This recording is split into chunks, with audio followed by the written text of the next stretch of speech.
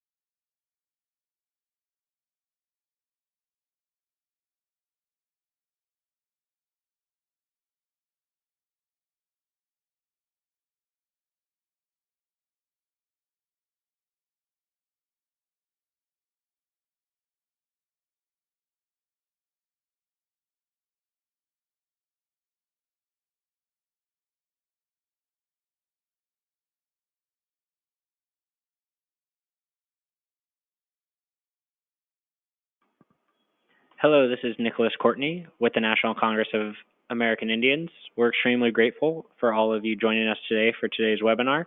We will be starting our webinar in 2 minutes.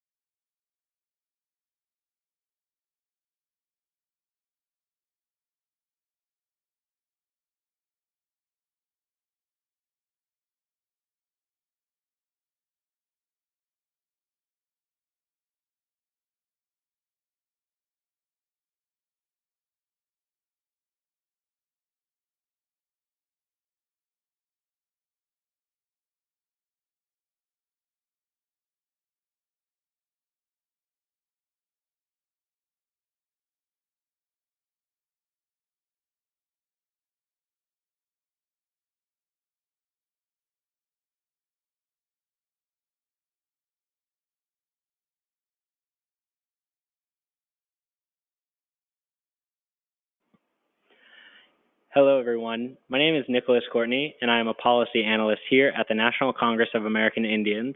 Welcome to our NCAI ACA webinar series. Today, we will focus on Medicaid expansion opportunities, tribal legislative priorities on Medicaid, case studies for tribal sponsorship, and legal challenges to the ACA. We are so glad that you joined us today and encourage you to ask questions throughout the webinar. Before we get started, I'm going to review a few housekeeping items and let you know how you can participate in today's web event. As you will see, this is a description of the GoToWebinar attendee interface, and it is made up of 2 parts: the viewer window on the left, which displays the presentation, and the control panel on the right. I'll quickly navigate how to use the control panel so you can readily participate in today's web event. By clicking on the orange arrow, you can open and close your control panel. Here's where you will find all the information about your audio connection. We recommend dialing in via phone rather than a computer, as it tends to limit feedback. To dial in, you'll find the number and access code here. As a reminder, today's webinar is being recorded. After the event, you will receive an email with a link to a short evaluation, and the recording will be available soon on our NCAI YouTube page. If you have any questions throughout the webinar, we recommend that you type them in your questions portal. We will be answering questions at the end of every section. Without further ado, I'd like to introduce Donnig McDonough, who will be conducting and going through today's webinar material. Excellent. Thank you, Nick. I appreciate the opportunity to go through these materials regarding kind of a current status of the Affordable Care Act. And as Nick indicated, one of the items we'll touch on in Section 4 is the legal challenges to the Affordable Care Act. And there have been legal challenges all along over the last 9.5 years. But one point to make on that is don't let those challenges distract you from moving forward with the opportunities that are under the Affordable Care Act. If we had allowed that to happen, we wouldn't be where we are today with the coverage expansions and other initiatives that have been implemented by tribes and tribal health organizations. So let's go ahead and dive in. And if you participated in earlier webinars, you'll see that we've brought in some of the material from the earlier webinars to supplement the material today. So Section 1, Medicaid expansion opportunities. First, just 2 slides with background information, one on abbreviation, so feel free to refer back to this slide 4. And then on slide 5, this is the table showing current federal poverty level amounts that are used for the marketplace that are shown in the table there. So the 2018 federal poverty level guidelines are used for current year 2019 marketplace, and the note down below is the eligibility threshold values for Medicaid are actually the 2019 guidelines and not the 2018, and those are a little bit higher for Medicaid. Medicaid expansion opportunities. We've got data that we've pulled from the census. We're working with IHS to pull data from the IHS National Data Warehouse, but that'll be coming in a few more months. But we have data here broken out by states that have expanded Medicaid and those that have not. The reason we want to highlight this is to show what resources are being generated now under the Affordable Care Act authorized Medicaid expansion, and also what opportunities remain to generate additional resources for American Indians and Alaska Natives accessing health care. So we just see in this table here, Medicaid expansion states and non-expansion states, the number of individuals, American Indians, Alaska Natives, that have secured Medicaid coverage since the enactment of the Affordable Care Act in 2010. You see 115,000 individuals since 2010 gaining coverage in expansion states. Those are 21 states with federally recognized tribes, or is that data set. And then we have another 14 states that have not yet implemented Medicaid expansion, although 3 of these states in the second set of data there have authorized Medicaid expansion and are moving forward with that now. So that's another 28,000 individuals. So 144,000 folks, American Indians, Alaska Natives, IHS eligible individuals are estimated to have gained coverage over the last 9.5 years. If we were to put some dollars to that for the expansion states for healthcare coverage under Medicaid for American Indians, Alaska Natives, or IHS eligibles, 115,000 individuals at an average national figure of just under $6,000 per person, shows that roughly $688 million a year are being generated now for health insurance coverage for American Indians and Alaska Natives under the Medicaid expansion and other initiatives from the Affordable Care Act, including simplification of enrollment, eliminating asset tests, and things like that. On the bottom down below is where we've got an opportunity for additional revenues. We have 14 states not yet implementing Medicaid expansion. If they were all to implement Medicaid expansion, potential for up to 85,000 individuals to be enrolled in those 14 states, and that would be generating another $512 million a year for the health service needs of those individuals. Just one point on this for the Figure 2 non-expansion states. There has been an increase in enrollment even in those states that haven't expanded Medicaid since the enactment of the Affordable Care Act, about 28,000 individuals. So that's generating, even in the non-expansion states, about $170 million a year for the care of American Indians, Alaska Natives who are IHS eligible. Not all those funds will flow to an ITU, but even those that are paid to private providers, that will be, in many instances, saving expenditures for tribal health programs that they'd otherwise have to make out of the purchase referred care programs. I've included again this slide on page 9 and on the next slide for a couple reasons. One is just, again, you can see the year-by-year change in Medicaid enrollment for IHS eligible individuals. Again, on slide 9 is for the expansion states, and then slide 10 for the non-expansion states. On the far right, it indicates how many individuals remain uninsured under 138% of the federal poverty level, which is the top eligibility level for Medicaid expansion. But in addition to just having the numbers, it's also, as we talk a little bit later about the threats to the Affordable Care Act, helpful to have data in hand to be able to present to members of Congress to indicate how important the Medicaid expansion has been in Indian country, bringing critically needed health resources into communities and enabling otherwise uninsured individuals to more readily access health insurance coverage. With these non-expansion states on slide 10, up top we see Idaho, Nebraska, and Utah as states that have authorized Medicaid expansion but have not yet fully implemented Medicaid expansion. We learned today that Utah, well, we knew for a while it had put together a fairly complex proposal to implement Medicaid expansion, not all of it necessarily consumer friendly. Imposition of work requirements to enable someone to be enrolled in Medicaid expansion at a future date, some caps on spending and things of that sort. One thing as well that Utah had proposed, and we saw there was a decision made by the Federal Department of Health and Human Services, Center for Medicaid and Medicare Services, that Utah wanted to limit its Medicaid expansion up to 100% of the federal poverty level and not up to 138%. And that was rejected today. The notice was out today.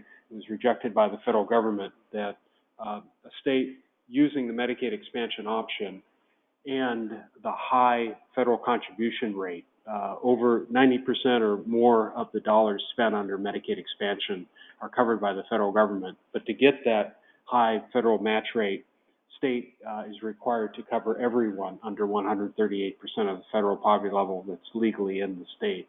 So Utah's request to only go up to 100% was rejected today, and we anticipate then Utah will move forward with full eligibility expansion up to 138% of the federal poverty level. There's a number of other items that Utah is negotiating with the federal government on, work requirements, how they may or may not apply to IHS eligible individuals or tribal citizens or American Indians, Alaska Natives, whichever definition and grouping that may be agreed to between the state, tribes, and the federal government.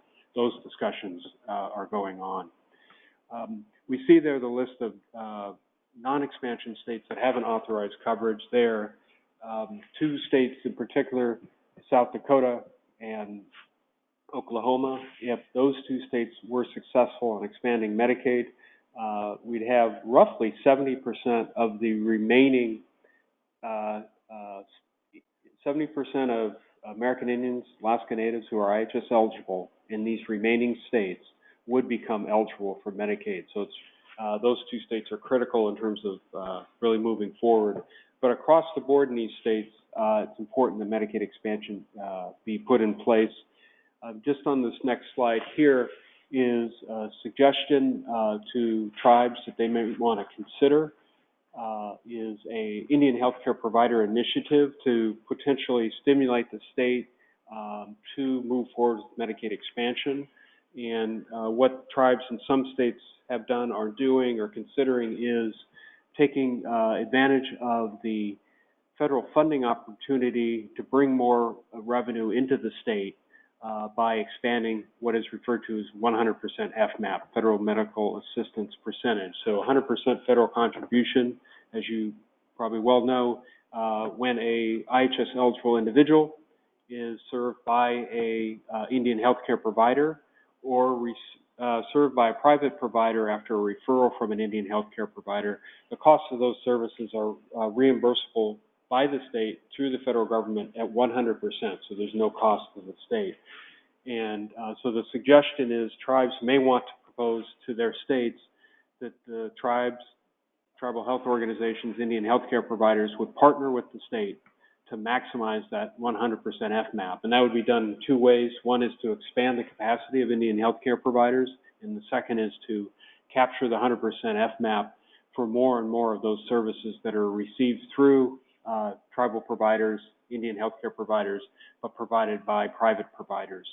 It has a potential to raise substantial funds that create savings for the state, and the notion is the state would then apply those savings to the cost that the state would incur if it were to implement Medicaid expansion. So again, potential for tribes to say, if the state were to expand Medicaid, we'd partner with the state, generate additional federal revenue that will offset costs to the state, and facilitate coverage expansion for American Indians, Alaska Natives, as well as others in the state under 138% of the federal poverty level. We see from what's actually occurred in a number of states and the projections for both South Dakota and Oklahoma is the Medicaid expansion, the net cost to the state is very small, if not completely covered. And so the initiative that Indian healthcare providers might propose may be the difference to actually fully fund, fully offset the cost to the state and help the state to move forward with Medicaid expansion. I want to move to the second section unless, Nick, there are any questions? No, there are not currently any questions. Okay, great. Well, the second item regarding this current status of the Affordable Care Act is a legislative initiative that a number of tribal organizations, National Congress of American Indians, National Indian Health Board, NCUI, National Council of Urban Indian Health, and the Tribal Self-Governance Advisory Committee, working with area health boards and others, have put together a proposal that would address some of the deficiencies in the current federal Medicaid program with the goal of better serving American Indians, Alaska Natives, and fix those gaps in access to high quality services. A big part of that is to enable across all states that there be greater uniformity, bringing everyone up to greater eligibility levels and more comprehensive set of services available to the American Indians, Alaska Natives who would become covered by Medicaid. So here are just a couple points that are guiding the initiative. Keep it simple, have legislative changes in federal law, do it in a way that does not disrupt the creativity that's been going on between tribes and states over the last decades to make Medicaid work best. And so this is what tribal leaders and tribal reps have used to put this package together. So on slide 14 here, the proposal contains really just 5 initiatives. The idea is that I want to keep it straightforward, want to keep it understandable, and so that tribal leaders, members of Congress can get their head around the proposals and feel confident that if they support those proposals, they know what's in it, and in fact that those initiatives are worth supporting. So just go over that real quick here, these 5 items. One is create an option for states to extend Medicaid eligibility to all American Indians and Alaska Natives in their state with income up to 138% of the federal poverty level. So as we just talked, there are 11 states that have not expanded Medicaid, that have federally recognized tribes. The idea here is if the state were not to expand it for all the populations under 138, that there would be the authority to expand Medicaid to IHS eligible individuals. The second item is to create in federal law a benefit package for American Indians and Alaska Natives so that if someone were in state A or state B, they would largely have the same access to covered services under the Medicaid program. Although there still might be variance across states as tribes working with states could create some nuanced changes and additions to the benefit package. But number one, showing there'd be ability in federal law to expand Medicaid to American Indians, Alaska Natives specifically. Item number 2 is that there would be a federally defined set of services, which are pretty much all the mandatory and allowable services under federal Medicaid law. This is somewhat akin to, in federal law, there's a set of services that are mandated for federally qualified health centers, and so this parallels that a bit. The third item is to make more consistent across Indian healthcare providers the application of federal rules, and so that's bringing in with IHS and tribal providers, bringing in urban Indian healthcare programs so that the services they provide to IHS eligibles would be, those services would be reimbursed to the state at 100% by the federal government, so that the cost of the state when individuals are served by urban Indian healthcare providers would be picked up by the federal government and not the state, as is the case when IHS or tribal provider provides that service. Final two items there is one is clarifying federal law and regulations that waiver states' efforts to implement waivers or state plan amendments cannot override the protections in federal law that are Indian specific, such as cost sharing protections. The state would not be able to impose cost sharing requirements through a waiver process on IHS eligible individuals. And then the last item there is there's a restriction in federal law that for tribal clinics, freestanding clinics, they are restricted to securing reimbursement only for services that are provided physically within the four walls of the clinic, with some very limited exceptions. This would eliminate that restriction so that tribal programs could more readily provide services in the locations where it makes most sense to provide those services, making them more accessible to their clientele. So bringing services to the patient rather than having the patient having to come into the facility itself. So we went over the potential for Medicaid expansion in the area, the states that have yet to move forward. We've looked at some gaps in the Medicaid program and an initiative that tribal leaders and tribal reps are currently working to educate members of Congress on there. And so the third area we'll talk about are some examples where the federal, where tribes have made the most of the Affordable Care Act with expanding health insurance coverage through the marketplace, in addition of expanding coverage through the Medicaid program. Before I do that, Nick, are there any questions you want to turn to? Yes, we have one question, and that is, would a state be able to expand Medicaid opportunities under Medicaid expansion solely to American Indians and Alaskan Natives? Again, would a state be able to expand Medicaid opportunities under Medicaid expansion solely to American Indians and Alaskan Natives? Thanks for that, Nick. As of today, states are required, if they are to exercise the option to extend eligibility under Medicaid to what's referred to as the Medicaid expansion population, those with incomes under 138% of the federal poverty level, the states are required to cover all individuals. And so currently, a state is not able to expand Medicaid coverage solely to American Indians and Alaska Natives under the Medicaid expansion eligibility authority. But that is one of the areas that the legislative priorities would address, giving states that flexibility if they wanted to do that, to make an Indian-specific eligibility expansion. Thanks for that.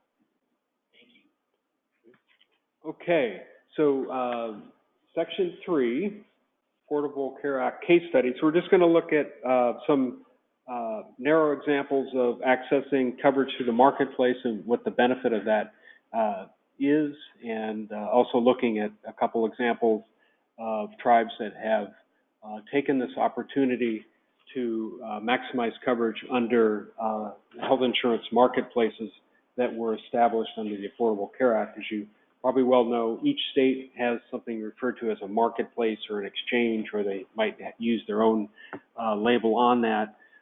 It's a mechanism whereby individuals can go and compare health insurance plans in what's referred to as the individual market.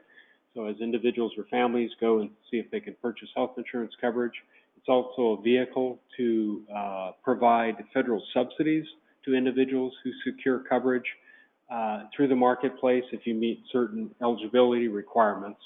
And so some tribes have undertaken what's referred to as tribal sponsorship, where the tribe or tribal health organization pays the premium for tribal members or other IHS eligible individuals to secure coverage through the health insurance marketplace. As was shown in the prior webinar, there have been in 2018, there were just under 100,000 tribal members and other IHS eligible individuals, just under 100,000 individuals nationally that secured coverage through a health insurance marketplace in their state. And if we took a different measure, which is on a point in time during the year, the measure was roughly 66,000 American Indians, Alaska Natives, tribal citizen, and other IHS eligibles that had coverage on that date. So we got two figures. One is on one date in the year, 66,000, and then over the course of the year, some individuals enrolled in the marketplace coverage and moved off of it, depending on what their needs were. And so that total is about just under 100,000. So as we saw earlier, about 115,000 IHS eligibles gained coverage through Medicaid since the Affordable Care Act, and another nearly 100,000 IHS eligible individuals secured coverage through the marketplace there. So simply put, tribal sponsorship, as I mentioned, is the purchase of health insurance coverage on behalf of a tribal member or other IHS eligible individual. The examples, the case studies we have here are those related to marketplace coverage, but it could be purchasing insurance in many venues. In addition to marketplace, a big area where tribes have a lot of initiatives is under Medicare, either Medicare Part B for outpatient services or Medicare Part D, which is the drug coverage, where a tribe would pay the premiums of Medicare eligible individuals so that the health plan, Medicare, would reimburse for services that are provided to the Medicare beneficiaries rather than a tribe having to pay out of PRC or provide care at their facility or at an Indian Health Service or urban facility without getting any reimbursement. So it's a way of bringing in reimbursement for services that are being provided for otherwise uninsured individuals. The typical return, so return on investment under the marketplace coverage, many people will have a premium cost. Some, the subsidy is so great that there's actually no premium cost to enroll in the marketplace. But on average, it's about $80 a month to enroll in the marketplace for individuals that are eligible for tax credit. So that's about $1,000 a year cost to sponsor somebody in the marketplace for full comprehensive coverage. And typically, the tribal programs that pay those premiums, they see that the return back to the tribal health program, either in revenues coming into the tribe for these otherwise uninsured individuals or savings to their PRC programs, has roughly been about a $4 to $5 benefit for each dollar a tribe has invested in either the premiums or actually running the program there. So sponsorship through the marketplace provides an opportunity to generate additional resources into the tribe, and those resources are coming through federal subsidies. Just on this slide, a couple links that you might be interested in. A number of them are related to the Tribal Self-Governance Advisory Committee. The first link on top has 10 key tasks that a tribe might undertake to do a little pilot to see if it seems to work for their tribe, or they're in conjunction with other tribes if they wanted to do that. And then a number of other documents there that may be helpful if your tribe is considering doing sponsorship. But in terms of case studies, it started with the simplest, which is one family. And in this case here, it's a family of tribal citizens living in Richmond, Virginia, and their income is fairly substantial. It's 375% of the federal poverty level, which is a little over $94,000 this year. So if this family that is uninsured in this case study, all 4 members of the family are tribal citizens. If they were to enroll in the marketplace, and if they live in Richmond, their premium and the costs that they would incur, the costs the federal government would subsidize, and then how much out-of-pocket costs that they might have when they access services are displayed on this page. So overall, you see that figure down there of total funding, $23,038. So the average spending for this family of four would be projected to be this year $23,038 for these individuals. The adults are 40 years old and the kids are 15-year-olds in this example. So $23,000 of spending, and which corresponds to $23,000 of funding needed. If we just go through who pays for the premium and who pays for the out-of-pocket costs, we see this one family enrolls. Let's say the tribe pays the premium. How much would the tribe need to pay? Well, the dark shaded area, a little over $11,000, that would be the federal subsidy coming in to subsidize the health insurance premium for this family of four at $94,000 a year. The federal government would contribute and pay directly to the health plan over the year, $11,000. The premium share that the family or the tribe on behalf of the family would pay is the $3,977. So that's turns out to be actually just a bit under $1,000 per person for the coverage for the year. Now, just to make the point, this is for a family with a household income of $94,000. Vast majority of folks who would be sponsored covered would have income less than $94,000, and in those instances, the federal contribution would be greater than that $11,000 shown here. So lower the income, the higher the federal premium tax credits or the federal subsidies, assuming someone is eligible for the premium tax credits. The second piece showing here is that block on top, which says $8,013. For this family, in the total spending over the year of $23,000 for these four family members, if they enroll in this bronze plan in Richmond this year, there would be an expectation that on average, some families would spend less, some would spend more, but on average, $8,000 would be spent out of pocket enrolling in a bronze level coverage. That would be a deductible, and then cost sharing and co-payments and things of that sort. Because these four individuals are enrolled tribal members, and there is an Indian-specific cost-sharing protection in the Affordable Care Act when securing health insurance coverage through a marketplace, all those cost-sharing amounts, the deductible and what have you, would be covered by the federal government paying the deductible and the cost-sharing amounts to healthcare providers on their behalf. So no out-of-pocket costs for these tribal citizens. The premium would be majority covered by the federal government.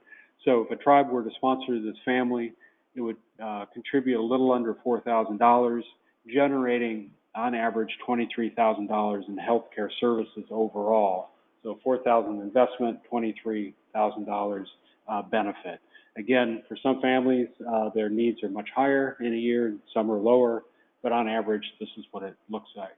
So this is on an individual basis, what the case study would be for a family of four tribal citizens who live in Richmond and enroll through the health insurance marketplace in Virginia this year.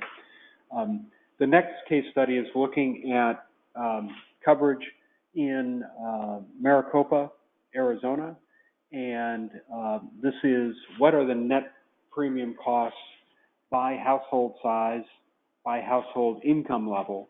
And so you can just get a visual about, if you look at different household sizes, one enrollee, two enrollees, two-person household, three-person household, how it varies by income level. So 139% of the federal poverty level, up to 400% of the federal poverty level. Individuals generally are eligible for premium tax credits. One caveat to that is if someone has an offer of coverage from an employer and it's affordable, and pretty much if you got an offer of coverage from an employer, by the rules that are there, it's generally considered affordable. So if you have an offer of coverage from an employer, you're not eligible for premium tax credits. So that's a provision that limits access to premium tax credits. But assuming you did not have an offer, you wanted to secure coverage through a health insurance marketplace, see what the cost would be and whether you paid it as an individual or a family or the tribe did it on your behalf, you can see that if you look at 200% of the federal poverty level for a family of four, that's something around $48,000 a year. It's basically no premium. For a one enrollee, two-person household, it's $341 for the year for the family, not individually, but for the whole family. So if a tribe were to want to test out doing tribal sponsorship through a marketplace, it may want to start out targeting individuals who are not Medicaid eligible, but have income just above that. And so in this instance, the tribe might want to say, I will sponsor individuals with household income up to 200% of the federal poverty level. We'll see how it works. It requires almost no contribution by the tribe to pay the premium because the premiums are covered by the federal subsidies. And then over time, the tribe might want to expand to cover all uninsured tribal members or whatever rules it might want to apply. Just to emphasize with tribal sponsorship, whether through the marketplace, through Medicare, what have you, the tribe is permitted to establish the rules within broad guidelines under federal law, but has tremendous flexibility for the tribe to determine whether it wants to limit the number of individuals it wants to sponsor, the income level, how much it spends, what have you. Those are options that are available to the tribe to determine what works best for the tribe. On the next slide, and then and those to follow, we have two case studies. One, the Chickasaw Nation was nice enough to share data and some information about their sponsorship program in the marketplace. And so we have some of the guidelines that they apply to participants in their sponsorship program at the Chickasaw Nation.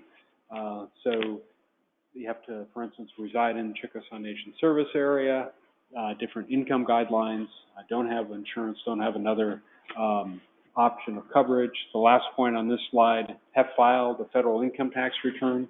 That's important because premium tax credits, subsidies for health insurance premiums actually come officially as tax credits, and so individuals need to file to earn those tax credits. So willingness to participate in that is important in the mix there.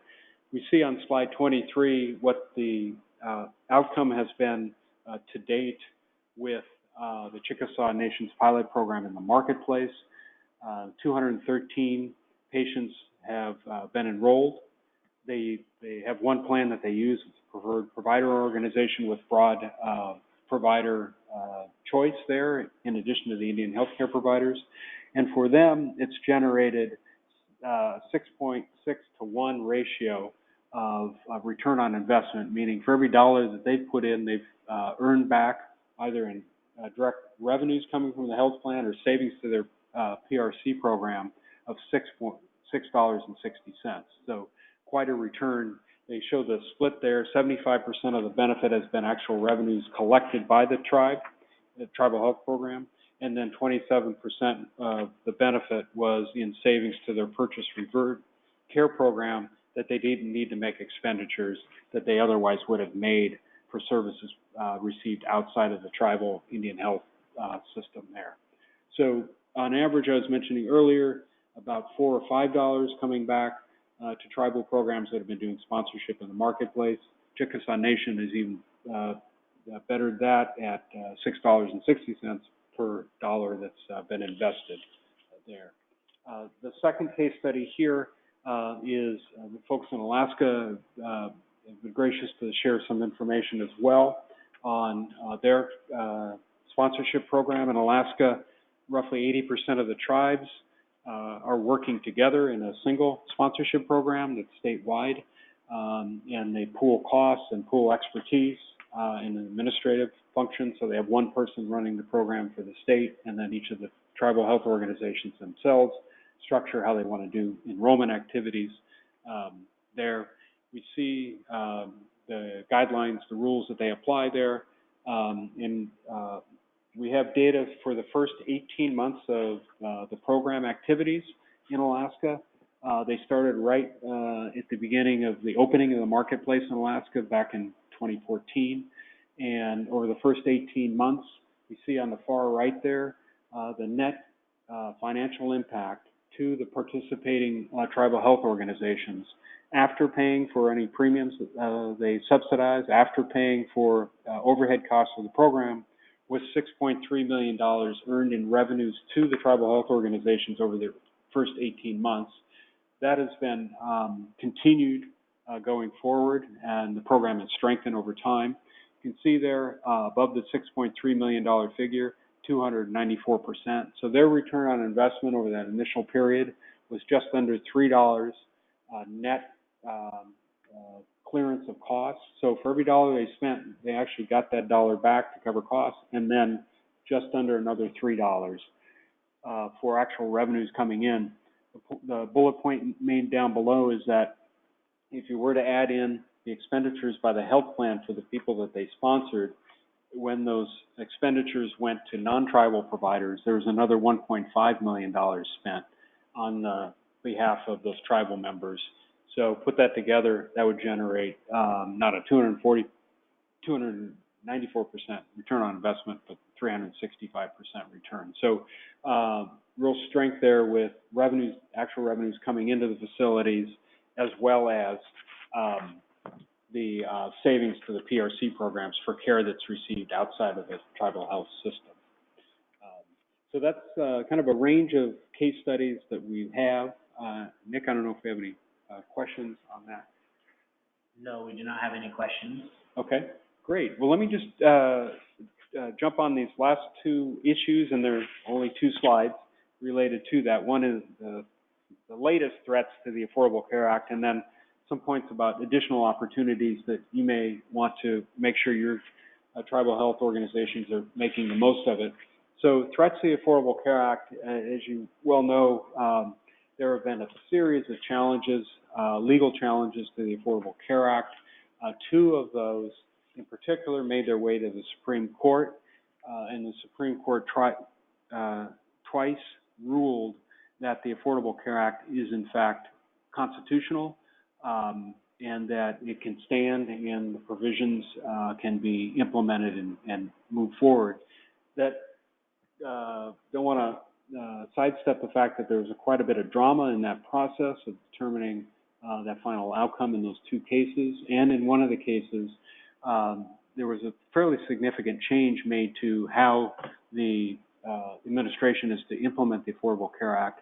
As written in federal law, the Affordable Care Act stated that the Medicaid expansion effectively was mandatory, that every state needed to expand Medicaid. The federal government would contribute between 90 and 100% of those costs.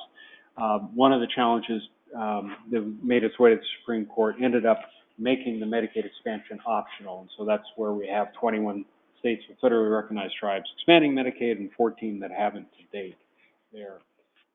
There is another challenge now that's making its way through the court system. It's currently in the lower courts, but it's anticipated that it will likely go to the Supreme Court, and that there could be a decision on it sometime in June of 2020, so a little under a year from now. If it were successful, it could knock out portions of the Affordable Care Act, or at the request of the current administration, could actually knock out the whole of the Affordable Care Act. Just referencing back to the beginning of today's webinar, where we have the data on Medicaid expansion and how many people, IHS eligible individuals, have secured coverage and the value, the resources that brings. Again, it's helpful to bring that back, that information to members of Congress and to tribal leaders and others, so that they know the value of the Affordable Care Act. And if it were completely overturned, that Medicaid expansion law would be thrown out as well as the marketplaces would be eliminated if, again, it was done in total. The hope there is that will not happen, and that we move forward with the Affordable Care Act, and that tribes and others move forward with the opportunities without slowing down because of the uncertainty on this item. So again, it's good to know what the challenges are out there, but please don't let those challenges discourage you or distract you from moving forward with initiatives. Even when there were legislative challenges to overthrowing the Affordable Care Act, at a minimum, there was a 2-year phase-in. So you'd still have 2 years to maximize opportunities for the marketplace or what have you. And so, again, full steam ahead on the provisions that work well for you in your tribe. The last item I just want to mention are some other opportunities under the Affordable Care Act that your tribal health organizations may or may not be pursuing. We have available either through the National Indian Health Board and on their website, or the Tribal Self-Governance Advisory Committee on its website, webinars that pertain to many of these issues that were presented at some of the national conferences or on webinars. And so number one, wellness check under Medicare and the addition of preventive services without any cost sharing. We see that tribes that are doing sponsorship for Part B and Part D under Medicare are looking to generate greater resources, and so the addition of the wellness check and additional preventive services has just increased the value of Medicare coverage.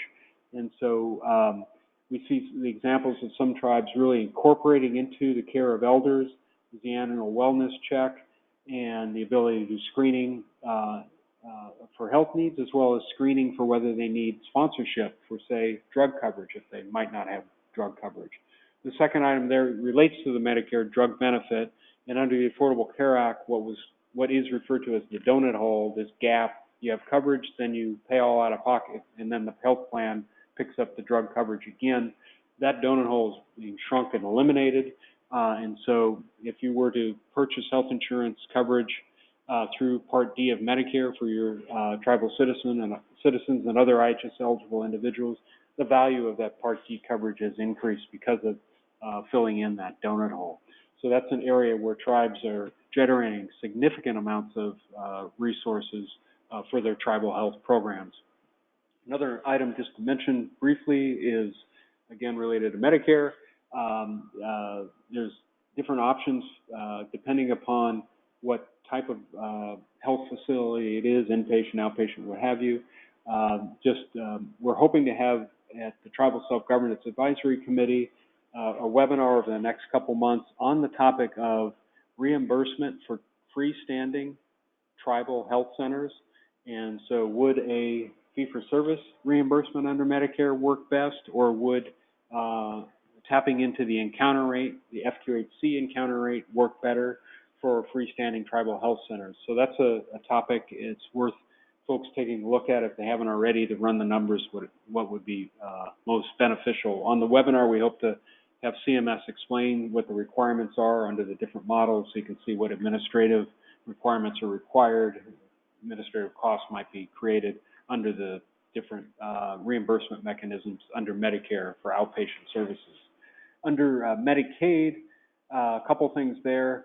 First is in a number of states, tribes have evaluated whether it makes sense to move off of the traditional reimbursement mechanism for outpatient prescription drugs under Medicaid, which is kind of a cost-plus mechanism, to applying the IHS OMB encounter rate. So the encounter rate would apply for prescription drugs provided to Medicaid program enrollees. There are a number of states that have created the option for the encounter rate in their state plan, and then tribes can choose whether to use that mechanism or stick with the current reimbursement mechanism for Medicaid prescription drug coverage.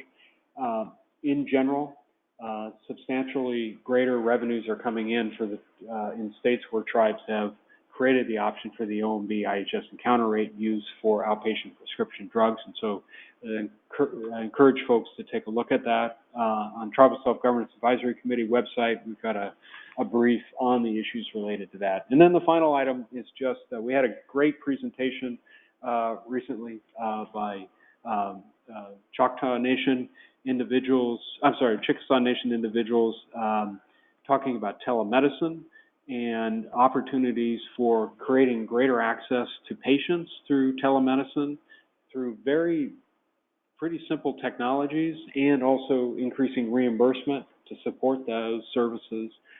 So that is an item that folks want to take a look at under Medicaid.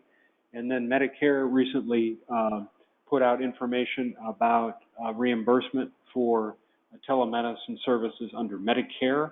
And so that's another venue avenue for generating greater resources and greater access to care for tribal citizens. So I think I'll leave it there, Nick, and see if there are any other questions. Hey, we currently do not have any questions.